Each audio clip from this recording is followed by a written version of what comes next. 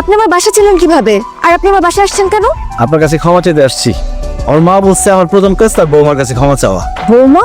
আপনারা মা ছেলে? মুরব্বী মানুষ তো আদর করে বৌমা বলে ফেলছে। তাছাড়া আমিও বুঝতে পারছি আপনার অফিসে গিয়ে ওইভাবে আপনার ওই কথাটা বলা উচিত হয়নি। আমি লজ্জিত।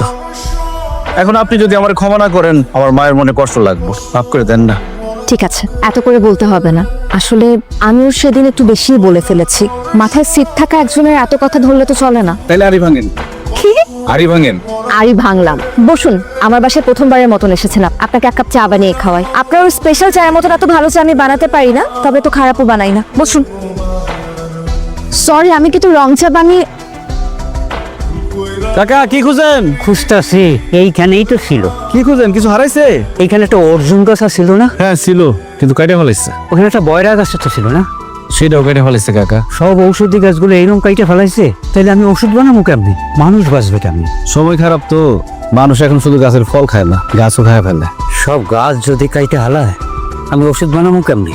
মানুষই বা বাঁচবে কেমনি গাছপালা যদি না থাকে? আপা এই যে আপনার পানি, আর এই যে হেড অফিস থেকে এই চিঠিটা আসছে। শোয়েব, জি আপা। আচ্ছা ওই যে জাহিদ সাহেব লোকটা আছে না, তাকে তোমার কেমন মনে হয়?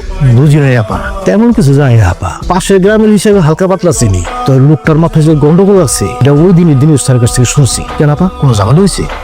না, তেমন কিছু না। লোকটা যখনই আমার সামনে আসে আমার লোকটাকে স্বাভাবিক মানুষ বলে মনে হয় না। মানে আমি জানি না আমি তোমাকে ঠিক বোঝাতে পারছি কিনা, মাঝে মাঝে তাকে দেখলে মনে হয় সে খুবই সরল। জাহিদ, জাহিদ বাড়িতে আছেন? জাহিদ, কেউ আছেন বাড়িতে? আসসালামু আলাইকুম। ওয়ালাইকুম আসসালাম। মোনা, জি, আপনি? আমি জাহিদের নানি হই। ও নানি আর আমি আপনার দুই বোন। জাহিদ কি বাড়িতে নেই? বাড়িতে নাই, তো আপনি যে আসবেন ওইটা আমার বলে গেছে। উনি জানতেন আমি আসবো? সেই রকমই তো বলে গেল। আপনি বসেন। আমি বসবো না, আমি আসলে ওনার একটা জিনিস ফেরত দিতে এসেছিলাম। ওনার মা কি বাড়িতে আছেন? ওর মা থাকবো কেমনি? ওর মা তো সে করোনা ব্যারামের সময় মরে গেছে। জি।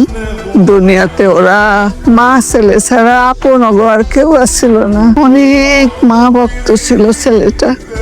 এত বড় ছেলে, তাও মায়ের হাত ছাড়া ভাত খাইতে পারে না। মায়ের জড়াইয়া না ধরে ঘুমাইতে পারে না। প্রতিদিন মায়ের পা ধুইয়া দিত নিজ হাতে। মা যদি এতটুকু আঘাত পাইতো তাইলে পোলায় কান্দা ঘর বসাইয়া দিত। আপনারা ওনাকে ডক্টরের কাছে নিয়ে যাননি? কে দিয়া যাইব কও?